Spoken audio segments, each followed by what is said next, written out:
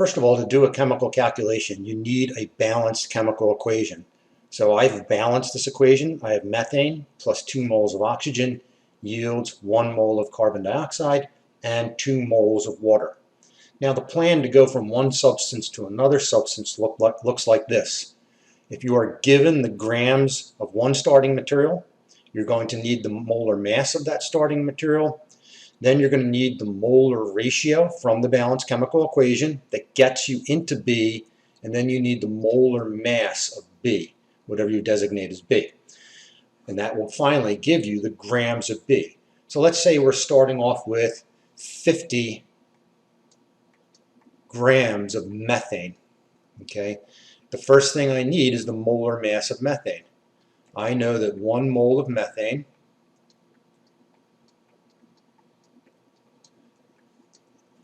is equal to 16 grams. And now the molar ratio from the balanced chemical equation. All I'm interested in is the coefficients in front of methane, and in this case I want to solve for carbon dioxide. So it's 1 mole of carbon dioxide for every 1 mole of the methane.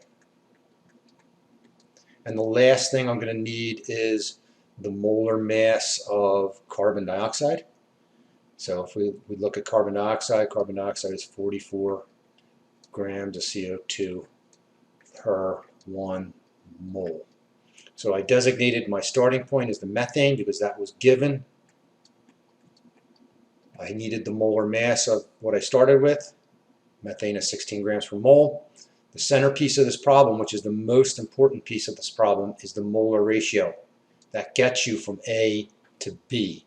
And now if you look at this, everything should cancel except for grams of B. So if I go through here, moles of CO2, moles of CO2, moles of methane, grams of methane. So now you're just ready to do the calculation. And I'm going to multiply across the top. So 50 times 44, my calculator spits out 2200. I'm going to divide that by whatever's in the denominator, which is in this case just 16, so divide by 16. And I get 137.5, and we'll just say that we're going to use all those sig figs. So that's 137.5 grams of CO2. Now to show you that this is actually the correct way to do this, let's start with the moles of water, the grams of water.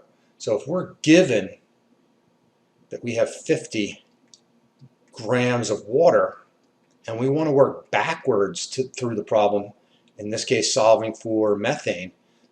So I'm going to go from moles of water, or grams of water, to grams of methane. So my designated A is going to be the grams of water.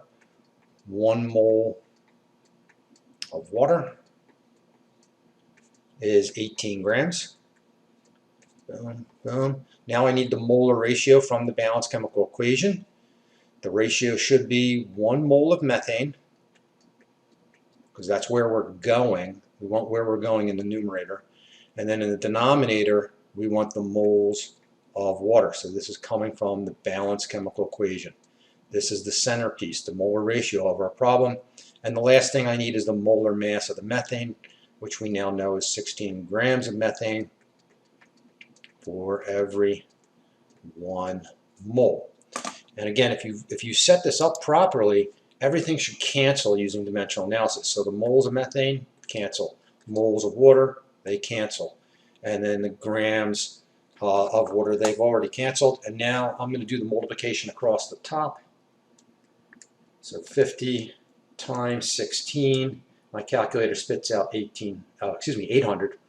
Divide left parentheses so that I can have the correct order of operations. 18 times 2, end the parentheses, hit enter, and let's just say 3 sig figs, I get 22.2 grams of methane would be required to produce that 50 grams of water.